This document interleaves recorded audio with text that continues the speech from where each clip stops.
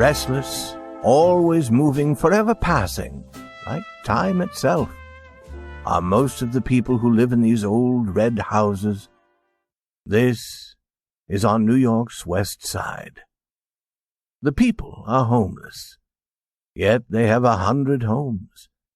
They go from furnished room to furnished room. They are transients, transients forever, transients in living place, transients in heart and mind. They sing the song Home Sweet Home, but they sing it without feeling what it means. They can carry everything they own in one small box. They know nothing of gardens. To them, flowers and leaves are something to put on a woman's hat. The houses of this part of the city have had 1,000 people living in them. Therefore, each house should have 1,000 stories to tell. Perhaps most of these stories would not be interesting. But it would be strange if you did not feel in some of these houses that you were among people you could not see. The spirits of some who had lived and suffered there must surely remain, though their bodies had gone. One evening a young man appeared going from one to another of these big old houses, ringing the doorbell. At the 12th house, he put down the bag he carried. He cleaned the dust from his face. Then he touched the bell. It sounded far, far away, as if it were ringing deep underground. The woman who owned the house came to the door. The young man looked at her. He thought that she was like some fat, colorless, legless thing that had come up from a hole in the ground, hungrily hoping for something or someone to eat. He asked if there was a room that he could have for the night. "Come in," said the woman. Her voice was soft, but for some reason he did not like it. "I have the back room on the 3rd floor. Do you wish to look at it?" The young man followed her up. There was little light in the halls. He could not see where that light was coming from. The covering on the floor was old and ragged. There were places in the walls made, perhaps, to hold flowering plants. If this were true, the plants had died long before this evening. The air was bad. No flowers could have lived in it for long.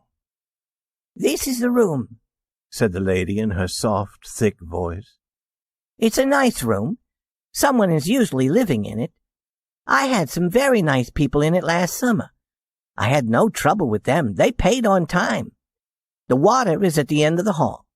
Sprouse and Mooney had the room for 3 months. You know them? Theater people. The gas is here. You see, there's plenty of space to hang your clothes. It's a room everyone likes. If you don't take it, someone else will take it soon." "Do you have many theater people living here?" asked the young man. "They come and they go. Many of my people work in the theater. Yes, sir. This is the part of the city where theater people live. They never stay long any place. They live in all the houses near here. They come and they go." The young man paid for the room for a week. He was going to stay there, he said, and rest. He counted out the money. The room was all ready, she said. He would find everything that he needed. As she moved away, he asked his question. He had asked it already 1,000 times. It was always there, waiting to be asked again. "A young girl, Eloise Vashner. Do you remember her? Has she ever been in this house? She would be singing in the theater, probably. A girl of mid-height, thin, with red gold hair, and a small dark spot on her face near her left eye. No, I don't remember the name. Theater people change names as often as they change their rooms. They come and they go. No, I don't remember that one." No. Always no. He had asked his question for 5 months, and the answer was always no. Every day he questioned men who knew theater people. Had she gone to them to ask for work? Every evening he went to the theaters. He went to the good theaters and to bad ones. Some were so bad that he was afraid to find her there. Yet he went to them, hoping. He who had loved her best had tried to find her. She had suddenly gone from her home. He was sure that this great city, this island, held her. But everything in the city was moving, restless. What was on top today was lost at the bottom tomorrow. The furnished room received the young man with a certain warmth, or it seemed to receive him warmly. It seemed to promise that here he could rest. There was a bed, and there were 2 chairs with ragged covers. Between the 2 windows there was a looking-glass about 12 inches wide. There were pictures on the walls. The young man sat down in a chair, while the room tried to tell him its history. The words it used were strange, not easy to understand, as if they were words of many distant foreign countries. There was a floor covering of many colors, like an island of flowers in the middle of the room. Dust lay all around it. There was a bright wallpaper on the wall. There was a fireplace. On the wall above it, some bright pieces of cloth were hanging. Perhaps they had been put there to add beauty to the room. This they did not do. And the pictures on the walls were pictures the young man had seen 100 times before in other furnished rooms. Here and there around the room were small objects forgotten by others who had used the room. There were pictures of theater people, something to hold flowers, but nothing valuable. One by one the little signs grew clear. They showed the young man the others who had lived there before him. In front of the looking-glass there was a thin spot on the floor covering. It told him that women had been in the room. Small finger marks on the wall told of children trying to feel their way to sun and air. A larger spot on the wall made him think of someone, in anger, throwing something there. Across the looking-glass some person had written the name Marie. It seemed to him that those who had lived in the furnished room had been angry with it, and had done all they could to hurt it. Perhaps their anger had been caused by the room's brightness and its coldness, for there was no true warmth in the room. There were cuts and holes in the chairs and in the walls. The bed was half broken. The floor cried out as if in pain when it was walked on. People, for a time, had called this room home, and yet they had hurt it. This was a fact not easy to believe, but perhaps it was, strangely, a deep love of home that was the cause. The people who had lived in the room perhaps never knew what a real home was, but they knew that this room was not a home. Therefore their deep anger rose up and made them strike out. The young man in the chair allowed these thoughts to move one by one, softly through his mind. At the same time, sounds and smells from other furnished rooms came into his room. He heard someone laughing in a manner that was neither happy nor pleasant. From other rooms he heard a woman talking too loudly. He heard people playing games for money. And he heard a woman singing to a baby. And he heard someone weeping. Above him there was music. Doors opened and closed. The trains outside rushed noisily past. Some animal cried out in the night outside. And the young man felt the breath of the house. It had a smell that was more than bad. It seemed cold and sick and old and dying. Then, suddenly, as he rested there, the room was filled with the strong, sweet smell of a flower, small and white, named mignonette. The smell came so surely and so strongly that it almost seemed like a living person entering the room. And the man cried out aloud, "What, dear?"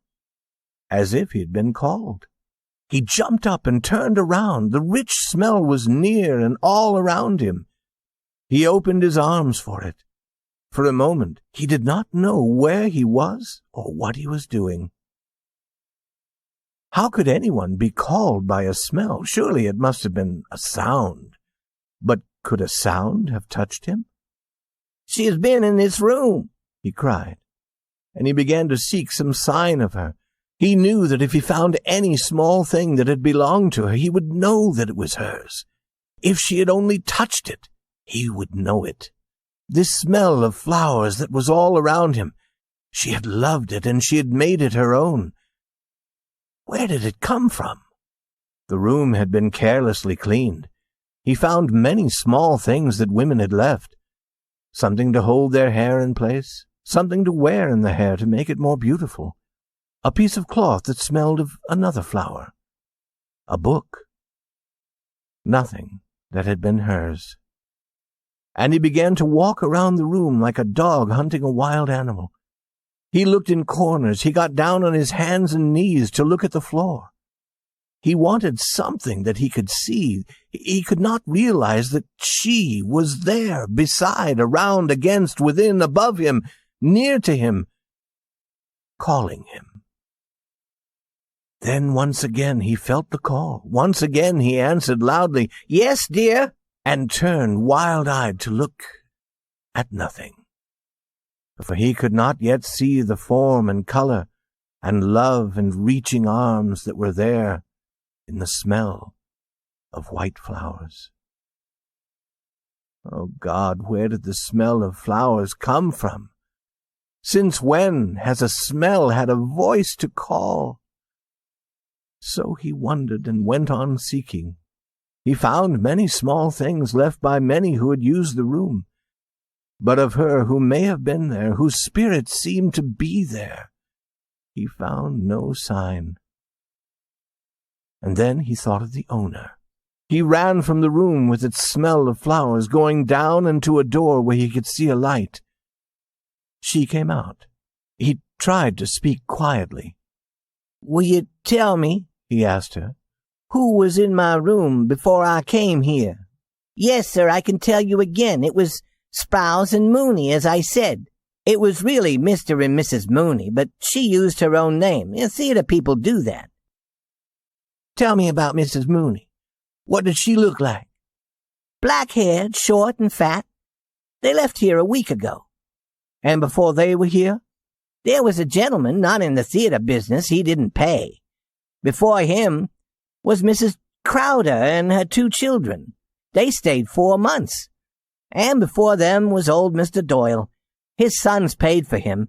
He had the room 6 months. That is a year, and further, I do not remember." He thanked her and went slowly back to his room. The room was dead. The smell of flowers had made it alive, but the smell of flowers was gone. In its place was the smell of the house. His hope was gone. He sat looking at the yellow gaslight. Soon he walked to the bed and took the covers. He began to tear them into pieces. He pushed the pieces into every open space around the windows and door. No air now would be able to enter the room. When all was as he wished it, he put out the burning gaslight. Then, in the dark, he started the gas again, and he lay down thankfully on the bed. It was Mrs. McCool's night to go out and get them something cold to drink. So she went and came back, and sat with Mrs. Purdy in one of those rooms underground where the women who own these old houses meet and talk. "I have a young man in my 3rd-floor back room this evening," said Mrs. Purdy, taking a drink. "He went up to bed 2 hours ago." "Is that true, Mrs. Purdy?" said Mrs. McCool. It was easy to see that she thought this was a fine and surprising thing. "You always find someone to take a room like that." I don't know how you do it. Did you tell him about it?" "Rooms," said Mrs. Purdy in her soft, thick voice, "are furnished to be used by those that need them. I did not tell him, Mrs. McCool." "You're right, Mrs. Purdy. It's the money we get for the rooms that keep us alive. You have the real feeling for business. There are many people who wouldn't take a room like that if they knew. If you told them that someone had died in the bed, and died by their own hand, they wouldn't enter the room." "As you say, we have our living to think of," said Mrs. Purdy. "Yes, it is true. Only 1 week ago I helped you there in the 3rd floor back room. She was a pretty little girl, and to kill herself with the gas. She had a sweet little face, Mrs. Purdy." "She would have been called beautiful, as you say," said Mrs. Purdy, "except for that dark spot she had growing by her left eye. Do fill up your glass again, Mrs. McCool."